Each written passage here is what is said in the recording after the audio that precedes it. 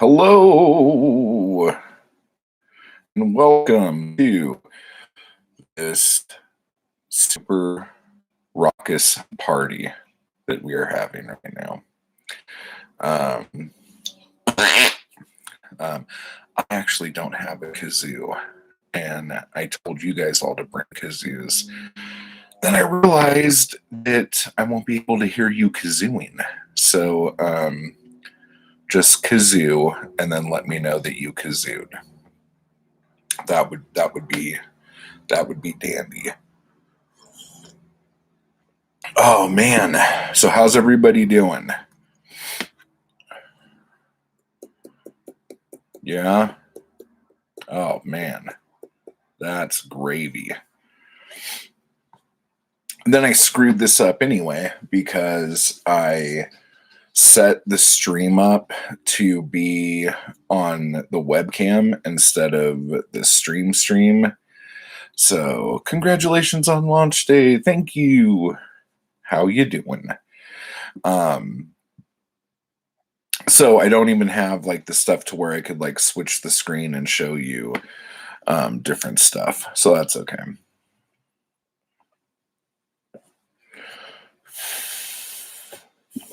You know what I was going to do? I'm going to do it anyway. I am going to do this on Instagram as well, if I could remember how to do it. Yeah. Checking that connection. Yeah, if this ends up being like really shoddy because I'm doing two different stream things, and we will do right there without overheating everything. Okay, so we're live on Instagram, we're live on the tube, and so today is very exciting for me. Okay, let's talk about this for a second, because that comment you just left was held for my approval. I understand the term finger and fingering could be construed in a negative way, let's say. But people have been fingering people for years. You know, like that's how, what was it? The lady in red fingered Dillinger coming out of the movie theater. You know, that's how the cops knew who to shoot. But so that's funny. I didn't think I was going to get as much. What's the word I'm looking for here? Not censorship, because it's not being censored. It's a question. It's like, is this the correct usage of this? Is this what you're trying to say? Because apparently there's like a whole category on the old P-Hub that has that. So, whatever. And it's funny because this book was originally going to be called Fucking the Mundane. And I'm like, oh, this will be easier. Like, this won't get as much shit. So that's hysterical. But yeah, so Fingering the Mundane. The campaign is up now on Indiegogo. It is live. And it's supposed to be a 30-day campaign, but it says I have 31 days. So that's kind of cool, I guess. Gives me an extra day to get. So that's exciting. So in case you've been living under a rock the last week. Oh, you know what? What the hell is that? Oh my gosh. There is a dead spider on my book. That's weird. Okay, so anyway. Just want to say first off too, that's a silly thing to say. But if you have ordered anything from my shop in the last 10 days, it has not been shipped out. This week was full of ridiculous things, and I needed to kind of take a breather. Hello, Jess. Thank you. So everything, if you ordered anything within the last 10 days, it will be shipped out tomorrow, Monday. So apologies for that. I'm really sorry about not getting those out this week. So yeah, the post office, man, it's kind of a bitch. It's kind of a bitch. So that's that. But hello. How are you doing? My mouse was over the message there, so I was confused. But yeah, so Fingering the Mundane.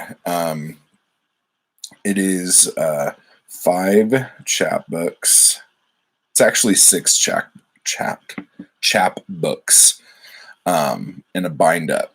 5 of them were ones that I had, and they're out of print. And then the last one, Rats, I never put out. I never finished it, never put it out. So that's that. But I do want to show you guys something that's kind of exciting. Paused due to poor connection from Zgram. So I went digging and looking through stuff, and I found the actual chapbooks that this bind up is going to have in it. So first I have All My Friends Are Dead, and this one I found this one in one other copy, and I'll tell you why that's important in a minute. The Exhausted Bird, I have 4 of these left. And then Ingrown Air, I have 5 of these. Acid, I have 5 of these. And DNF'd, this is the only one I could find. There might be some others floating around somewhere, but those are the only ones I could find. Now, the reason why I bring this up is because when I said they were out of print, they're out of circulation, basically. These 2 I wrote and then hastily put them together for an event. And I didn't edit anything. I just put them in a book. And so there's like tons of errors in here in these 2 books. So these were taken down basically. I did the event and had them up on my Etsy shop for, I don't know, maybe a couple months. And then I realized the error of my was and took them down. So I only had a few of those left. The DNF'd one, it's weird because I made this for a different, it fell. I made this for a different event to have something new at the event. And I think I only made like 10 of them. Might have made 20 of them. And then I think I ended up not doing the event. I think that was the year my car broke down on the way to the event. So I just sold these on my shop, and then I thought I was out of them. So like they ended up coming out of my shop because I had no more stock of them. But I found this one, and I might be able to, I don't know, like there's like a couple other places I could look to see if there's any more, but I don't think there are. And the Exhausted Bird and All My Friends Are Dead, these 2 were made just so I could start getting my poetry out and stuff. Like there was no event or anything. It was just me doing it. But I only made like 20 copies of each. Actually, I might have made more of this one, but this one I only made 20 copies of. And this one I was going through it, and there are a couple errors in this one too. So it's good that it's not out and about. So with that said, I'm going to be putting these in some sort of, what do you call it? Like the ones that are left, there's going to be some tier on the Indiegogo if you want to get one of these, I don't know, artifacts of my stupidity. So that'll be fun.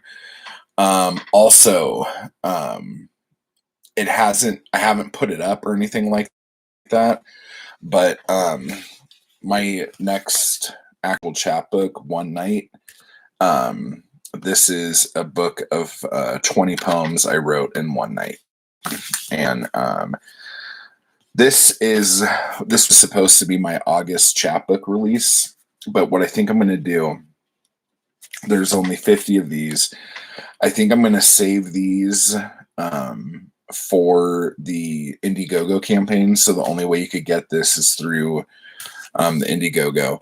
And then once the Indiegogo campaign's over, whatever's left, I'll put up on the shop. So there's that.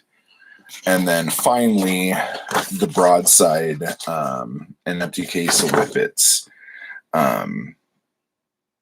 This is a poem that kind of starts off about Kim Deal and then goes into writing and the troubles of writing fiction when you're depressed, and then goes back to Kim Deal. So it comes right back around.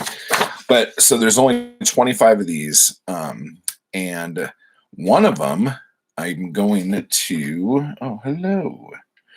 I'm going to do a giveaway of on this stream here. So we'll do that in a minute.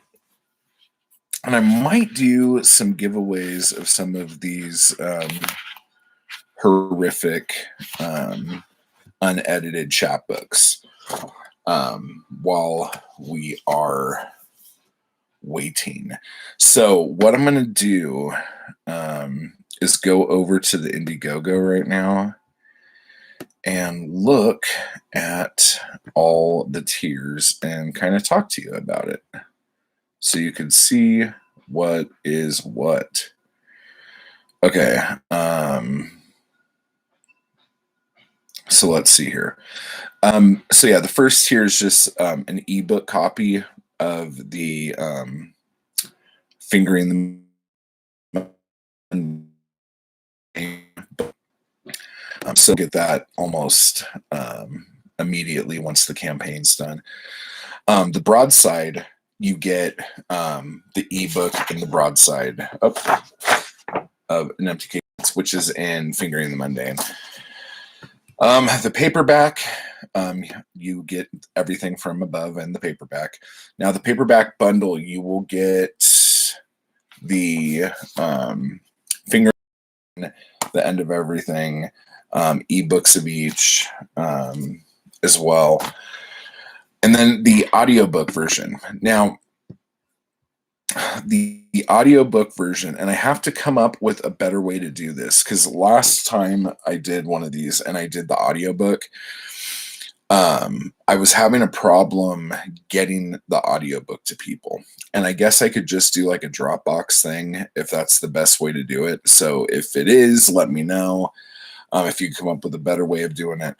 But what I ended up doing was just putting it up on YouTube and sending links to the people who paid for it that way. And I know that like you should have the audiobook itself.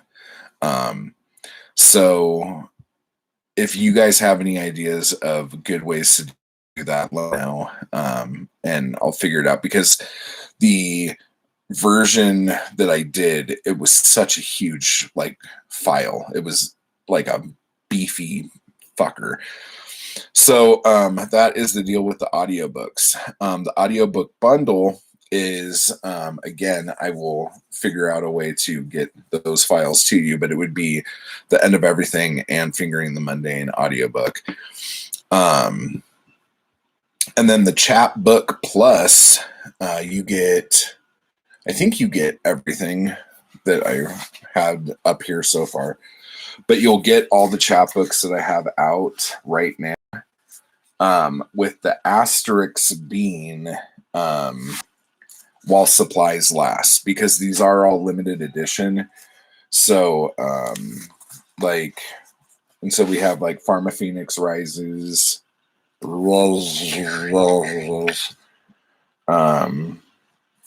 and like this one in my hand is number 26 of 50. I don't know if I've been pulling them the correct way, if you know what I mean. This one doesn't have one, and this one doesn't have one either, huh? Yeah, these are like my proof copies. Okay, so you got Pharmaphoenix Rises, MART, Anxious Anxiety in One Night. So those will be the chapbooks you get in that order. Now, when I say it depends on like how many copies I have. If you like support on that tier, I will put those books aside so they are sold. So you don't have to worry about that. So that's that. And then like a seller's pack is just it's going to be a stack of the books. So if you have like a bookstore or something like that and you wanted to sell these, I would send you those. And then the readings and workshops. So I have the SoCal reading and workshop, and it's basically like doing my whole like poetic anarchy course in like a 1-day crash course kind of thing. And then that night or afterwards or whatever, I would do a reading. It could be at different places if you wanted to do that and charge people for the workshop and then charge people for the reading. You can do whatever the hell you want. That's fine. And then the United States reading and workshop is there.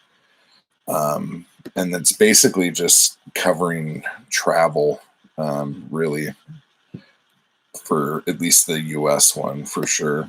And then if we could get to the 1200, there are different stretch goals I want to do. And I guess I could actually put those in here. But some of the stretch goals will be like merchandise and shit and shirts and everything like that.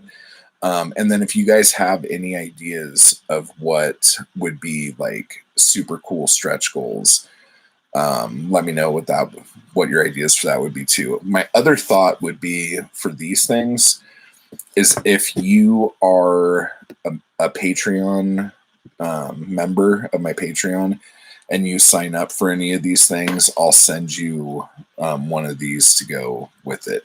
So that might be what I do with that. Still thinking. So let's see. Let me see here. How else was I going to do that? Okay, so that was just me running my damn dick liquor. So let me stop just rambling at the mouth here. Okay, what was I going to read in this? So this is from All My Friends Are Dead. Okay, this is called Emptiness. There is an emptiness. I know what it comes from. It is here because she isn't. I am not used to being alone. Not this alone. For days and days, nearing weeks, I am lost in my own home. I am lost in my own body. I know where she is. I know why she's there. That doesn't change anything. I know she cries. It breaks my heart. The house gets darker earlier. The house stays darker longer. It is quiet, quiet, quiet. Normal sounds bother me now. Everyday sounds, everyday occurrences. I don't answer my phone. I don't call anyone back. This is all my fault. If I were different, things would be different. I would be like everyone else. I wouldn't be alone and empty. That was fucking depressing. So that was a thing. But yeah, so that is one of the little jingles in there. Oh man. Let me see. What else do I have here to share? I think I'm going to have another schnook. Oh, I'm having a rough day, guys. Let me just tell you, right off the baboozle. Oh, that's what's going on. No, I do not want you to restart my computer right now, you silly, silly goose. What was I going to say here? Oh, yeah. This is going to be a shock to everyone, and I understand that. And I want you guys to know that I appreciate you, okay? And I appreciate the fact that you know me so well. But today, I woke up and I was a bit on the hung over side. So it was very weird because I'm on this new diet thing, and it's going okay, but like I could already feel like changes in my body and my eating habits and all this stuff, and things like are affecting me differently. And one of the things you have to do is hello, you have to eat within the first 30 minutes of waking up to like get your metabolism going and all this stuff. And so I woke up and I was just like, my head didn't really hurt that bad, but like my stomach was like if you put anything in me, I'm going to send it right back out. And I was just like, oh my God. And so I was trying to think of like what I could eat. And I'm standing in the kitchen and I'm like looking at everything, and everything I'm looking at is making me nauseous. So then what I end up doing is having like my protein shake, and the whole time I was drinking it, I would take a sip and I'm like, am I going to puke? Okay. Am I going to puke? Okay. And it was ridiculous. Like, I'm not going to lie to you guys. Like, it made me think that maybe, just maybe, I wouldn't be able to like get through today. So it was just a weird morning, guys. It was a weird morning. Usually I don't get sick. I don't get. Usually my hangovers are like in my head, like just like pounding headaches or something like that. But I don't know if like I ate enough yesterday. So it was just like, I don't know, 2 bottles of wine on an empty stomach, and then I slept on it. What are you going to do? You know, it's all fun stuff. It's all fun stuff. All right. So let's see. The next one I'm going to read is out of The Exhausted Bird. And if you can't tell, that's supposed to be like I like flipping people off. And sometimes my finger gets tired flipping off all of these horrendous drivers up here. Okay, so this is called Pink Snow. There's been snow on the ground for some time, and the snow hasn't fallen from the sky in a few hours. I sit in a parking lot in the middle of the night, only lit by a few sparse lampposts. I sit at the foot of a giant wood carved bear. He's standing on his hind legs with his mouth open. No growl escapes. He holds a sign. It welcomes me to wherever I am. I say, hello. He doesn't respond. I almost get mad, then I realize he's a bear, and he could do whatever the fuck he wants to. I smoke a cigarette, trying to guess what is smoke and what is my breath on the exhales. As a small white car comes into the parking lot, drives all the way over, passing tens of spaces to get right in front of where I sit. A door opens, and a small Mexican woman jumps out of the car. She's bent over, dressed accordingly to the weather. Gallons of vomit fly out of her mouth at top speed, hitting the ground, splattering back up at her. Spots of pinkish bile cover her glasses. She heaves and heaves and heaves, none dry, all wet. Very, very wet. She begins to straighten out and stand up. This upsets her stomach some more.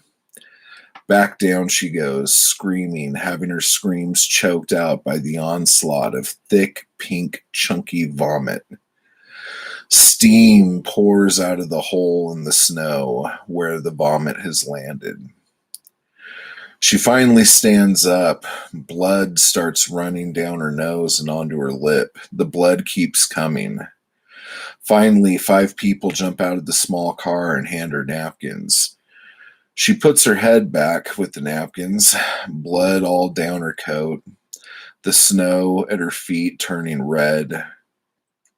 They're shouting in Spanish, words that I do not know if I've ever heard before. I can't tell if they're angry or if they're just shouting to be heard over the sounds of... See, this is one of the things. Like, it doesn't make any sense right there. Take care, man.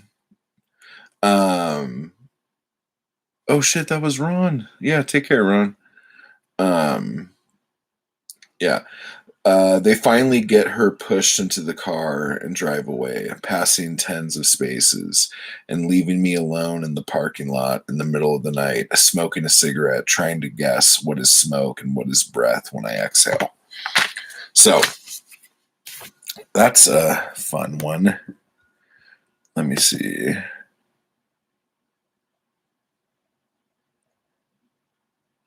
As a emetophobe, what is that? Is that someone afraid of throwing up? Or is that someone afraid of emotes? I love that one. I think about it a lot. Hello, Peggy.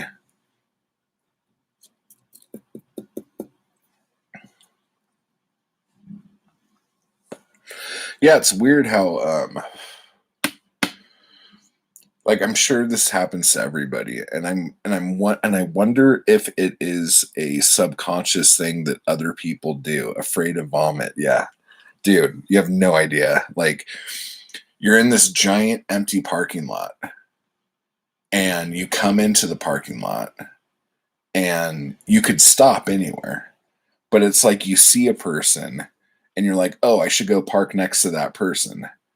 Even though the whole purpose for you hauling ass into that parking lot is to let someone out of the car so they could puke. Funny thing, in one of these chapbooks, I can't remember which one it's in, but there is another poem about a lady parked next to me in that same parking lot, and she just opens her door, and she's still sitting in her car. She just opens her door and just like lets loose. Same parking lot. Unbelievable. It's like the place to go if you're going to be sick, I guess. But yeah. But like, you know, like too, like if you're like going to go hiking or something and you go and you find a place to park, like where the trail starts or something, and there's all this space where other cars could come park. Like no matter what, puking lot. I didn't even think of that. That's good. That's good. But someone will come and park right next to you. And it has to be like a subconscious safety thing that people think like, oh, I should definitely park next to the only car in this empty parking lot. Like I don't get it.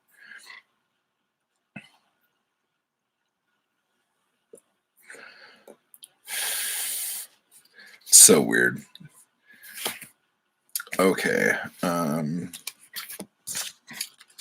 Let me see.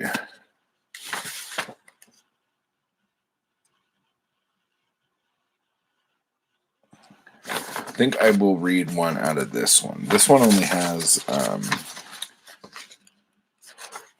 poems in it? Yeah, 4 decently long poems in it. But this one's one of the short ones. Okay. So this is called a doozy of a day, and it's out of DNF.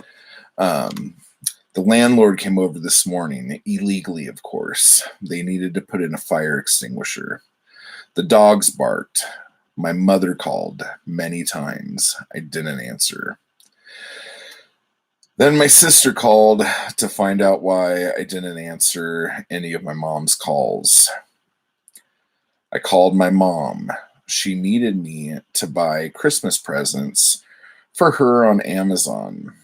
And I had to explain that I couldn't click a link in a picture she took of an email with hyperlinks. The printer wouldn't print. My trial for Photoshop expired. My wife told me that we were $43 short on the rent that would come out of the bank any minute now. I took her to work, driving behind the old and the tourists. The ATM was broken. I stood in the line at the bank to tell them it was broken, and they already knew. I wondered why there wasn't a note, but didn't want to yell. I walked across the parking lot, used a different ATM, pulled $180, walked back to the bank, deposited my money, waited in more lines. My wife dodged my calls. I went home, I took a piss, and it came out in 3 streams, going everywhere but the toilet. I cleaned it up on my hands and knees, and then hit my head. The dogs barked. I saw that my daughter didn't take out the trash. The trash truck already left. 2 weeks now of garbage. Burnt my mouth on coffee, then on a burrito. The dogs barked. I waited for a delivery. It never came. I ran out of toilet paper while sitting on the toilet. My daughter and her friends are making a mess in the kitchen, trying to make cookies. They yell. The dogs bark. They laugh. I have gas. My head spins. I haven't had my pills in 3 days, and I begin to cry. There is still 6 hours left, and I am nervous. So, that was that one out of DNF. A doozy of a day. So, while we are sitting here, I'm going to do a giveaway of this guy right here, the broadside for an empty case of Whippets. And the question I'm going to ask is, what band did Kim Deal play bass for? The first one, either on Instagram or YouTube, to answer that question.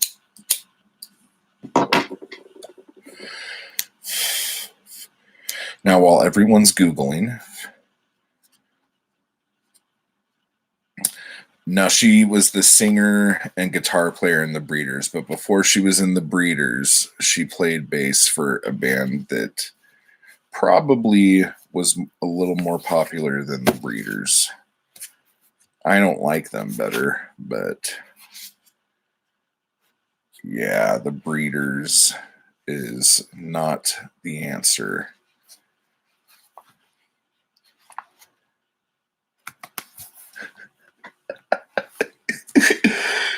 Oh my gosh. Sonic Youth. No, I think you're on the right track. What is the chick's name who played bass for Sonic Youth? Oh, God.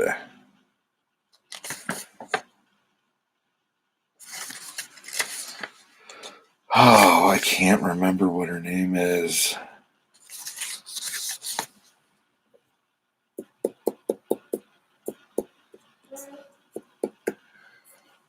Huh.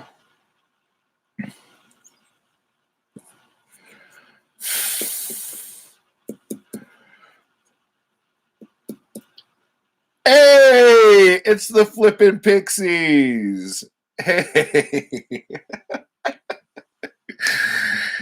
Kim Gordon, that's right. Dude, oh, brain fog. Yes. Thanks, man. Let me see. Oh, shit, I'm ashamed. All right. So, Bert, I'm going to be sending you the Pixies, as in Where Is My Mind Pixies? I had no idea. So, Bert, I'll send you the Empty Case of Whippets broadside with the book that I'm going to send you that got sent back. So, I'll do that tomorrow.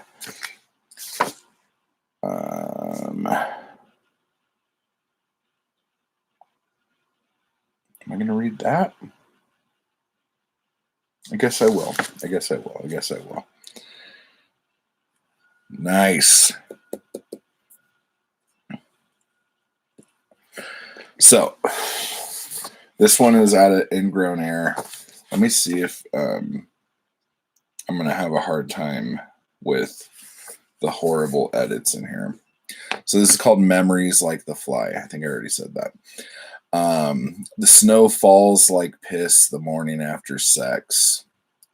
It's fire inside. It's freezing everywhere else. Thoughts and memories flood my mind. I'm drowning in it. Flashes of loves from the past, horrible tragedies, things I wish to forget. Yet, there they are, my memories. They don't die. I thought they would start to get fogged, but I haven't been that lucky. It's strange how some moments, no matter how long ago, are like crystal in your thoughts. But what commercials were on TV 30 years ago when what commercials were on TV 30 years ago when I was watching He-Man? Who knows? But I remember killing that fly in flight with my pocket knife on her porch. We were both impressed. She didn't love me, though. It wasn't enough. Killing the fly was wasted on a closed heart. It would never happen again. But that memory replays often. I can still remember the look on her face when we realized what had happened to the fly and saw it dead on my blade. I remember one night I stayed at her house and we stayed up all night to watch the sunrise. She still didn't love me, and we were too young to realize that we were on the West Coast and we wouldn't see the sun come up. But we sat there and watched the black sky turn dark blue, turn pinkish, turn orange, then blue. I remember I kissed her once and she looked at me severely and said, "What are you doing?" I thought it was obvious. She didn't love me, but it was okay. She was a good friend and she's doing very well for herself now. I'm glad. And it's still snowing, blowing, snowing. I hate it. I want to go back where a light rain was my most awful trouble. And guess what? I'm back here now. That's one of those strange things that happens. I love the line, killing the fly was wasted on a closed heart. That is a pretty nice line, isn't it? Thank you, Jess. Yeah. There was a fly, like, I was on her porch and she was at her door, like leaning on the door jamb, and this fly kept flying in between our heads and it was pissing me off. And I took out my pocket knife and it just went like that when it flew by. And I heard a tunk, like, and I felt it. And I'm like, oh shit, I hit it. I can't believe I hit it. And so we were like looking around trying to find this fly. And then I went to close my knife. And when I looked at it, I had nailed the fly like right between the head and the thorax or whatever.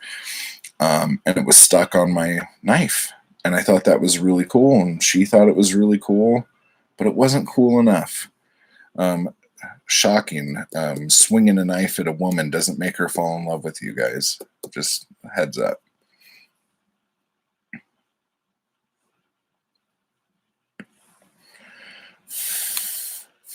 Yeah, who needs fucking chopsticks when you got a fucking switchblade? Am I right? You're the new Miyagi. That's funny.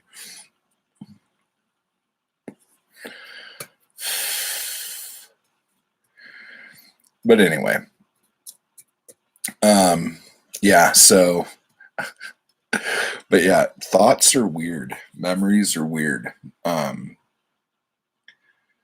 way certain moments are like illuminated. Because like that whole thing with the knife and the fly, I don't remember anything that happened before that, and I don't remember anything that happened after that. But that moment is so fucking crystal clear in my mind. And it's boggling to me that I can't remember what happened before or after. And every moment like that, like when my kid was born, like I remember a lot of things that happened that day, but only fractions of them. Like I remember running down the hall. I remember we were playing Risk when my wife went into labor, and we were listening to I had just gotten a CD of Willie Nelson demos from back when he was just trying to sell songs. And we were listening to that on the Xbox and playing Risk. And then I don't really remember being in the car. I kind of do. And I don't remember going from the car into the hospital, but I remember being in the room. And then someone came in and said I needed to fill out some paperwork or something. And my wife was in labor. We were waiting for the doctor. And I'm like, where do I have to go to fill out paperwork? What the hell are you? I'm like, bring it here. And they're like, no, you got to go down to the front. And we were clear on the other side of the hospital. So I had to like run and then like run downstairs, fill stuff out. And I was all pissed off. And like, I don't really remember filling anything out. I don't remember what I said to them, but I remember running down the hallway. Like that is so vivid in my mind. Like just that run. And I knew I ran back, but I don't remember it. And then when my wife at the time, she leaned forward to get the epidural because she was going to do it like no drugs, no nothing. She didn't want anything like that. She leaned forward for the epidural, and the baby started coming. And the doctor wasn't there yet, and the nurse like was trying to hold the baby in, waiting for the doctor. And then like, and I remember thinking, I'm like, she's got like long acrylic nails. Like, why is she putting her hand in there? This is like a ridiculous story. I don't know why I'm telling it.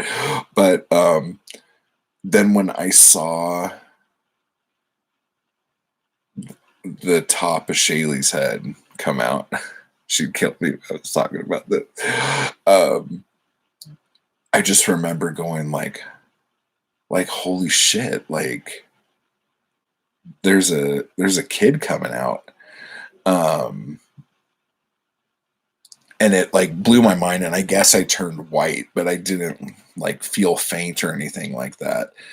Um I don't know if the nurse knew she was going to be like finger diving anything. Like she might have just been the one who was there to like, I don't know, like cut a cord or like lay forceps out. I don't know what her job was, but she was freaking out. But anyway, so, and then like, I don't really remember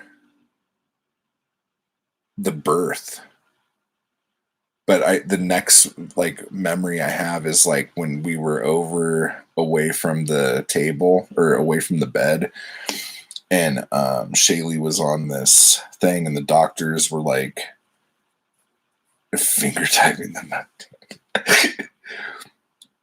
Let's see. Was just saying to Shannon, you got the ideal voice for late night radio. Oh yeah, I could put you to sleep quicker than fucking anything, dude. Like me and Keanu Reeves, we could knock you guys out. Um, but like I was counting fingers and toes. Like I don't know why that was like the first thing. I'm like, oh, I got to make sure that all the fingers and toes are there. Like that was just like my like, oh, I'm the dad. That's what I do. And then like my wife was saying, "Is everything okay?" Oh my god, this is so awful. I turned like this and looked over my shoulder, and she was laying in this bed and with her feet up in the stirrups. And I just saw this fucking clear ish tube that had like this blue veiny thing around it, coming out of her baby maker into this yellow mop bucket. It was the weirdest sight I've ever fucking seen. Like, it's one of those things that it's like, oh, well, this is a completely natural thing, but it's not something that you see all the time. Like, in all honesty, that's the first time I have seen that, and I've never seen it since. And some of you watching or listening or whatever might not have ever have seen that. And it that was a trip. And then I don't remember anything else. I held her for a minute, and then they took her down to ICU because they thought something was wrong with her. And so she was in ICU for like a day. And I remember sitting there with her, and Unchained Melody was playing. And so every year on her birthday, I would pick her up and dance with her to that song. And then she got into high school and thought that wasn't cool anymore. So that all stopped. Wow, this is getting like kind of down and depressing a little bit. But yeah, so all of that happened. So what do you think about that? Huh. But yeah, memories are weird. Like you don't remember everything, but certain things are so goddamn crystal clear. Okay, so with that said, now that we have talked all about placentas and umbilical cords, and mop buckets, you guys should go over to the Indiegogo page and like figure out which thing you want for the fingering the mundane. Glad I ate already. Oh my gosh. Oh, let me just ask, does anyone else eat this stuff? Because this is like brand new to me, because I am not vegan, but I got this stuff. I think it's called Vega is the brand, but it's like this protein powder with greens in it. And that's what I have for like my protein shake every day. And I cannot get this stuff to fucking mix. Like, no matter what I do, no matter if I'm blending it, if I'm stirring it, if I'm putting just a little bit in at a time, it always like clumps up, and it's kind of driving me crazy. And pretty soon, I think I'm just going to start like, I've been looking for a vegan protein shake, but I haven't tried any yet. Yeah, this is like 20 grams of protein, and I can't remember what the greens serving is in it off the top of my head. It's not bad. It's pretty tasty. Like, and I'm drinking it with almond milk. So, hello. I'm drinking it with almond milk, so it's cool. But yeah. So anyway, so that is that thing. Yeah, I can't get it to mix, and it's so clumpy, and I don't know what it is, but like when you're drinking something and then a chunk hits you, it makes you almost nauseous. So there's got to be a way to make this not do that, because it's starting to freak me out a great deal. So if you guys come up with anything, let this guy know. Yeah. So I don't know what else to do here. Must be doubly fun with a hangover. Dude, that was like my thing today. Like, I was like, I sat there and stirred it forever. I'm like, okay, I'm just going to do this. And then I used to have one of those shakers, but that doesn't do it. It just makes all the stuff glob onto the, you don't want chunks on a hangover. No, you don't. You don't ever. Not at all. But yeah, so anyway, yeah, now all I'm thinking about is chunks floating in my mouth. Now I'm going to take a drink of coffee, and if anything chunky in here. Ooh, a blender wand. I do know what you're talking about. I do not have one of those.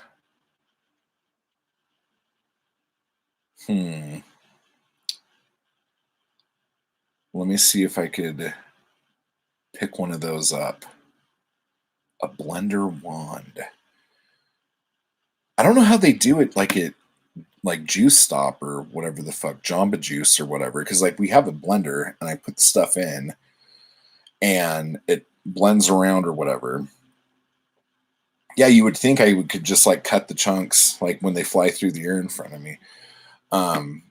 But all of the chunk stuff just ends up on the blades and then up around the rim. So like, I don't know if I'm getting everything I'm supposed to get if it's not in the drink. I might just start eating it, like just like put a little bit of almond milk on it and then just spoon it like the powder at the bottom of a bag of cereal. God, none of this is sounding good. Okay, let's focus here. Oh my God. So, fingering the mundane. It's up now. Run over there and take a look at it. And thank you guys. Make a pudding. I totally could make a pudding with that shit. That would not be hard at all, because that shit is like pudding. Well, anyway, links down below if you want to run over and grab that, pick your tier and all that stuff. Yay, Jess. Thank you. Thank you, thank you, thank you. And I'm going to go and hopefully not throw up. So I will see all of you later. Thanks for stopping by. And yeah, I'll talk to you guys soon. Thank you.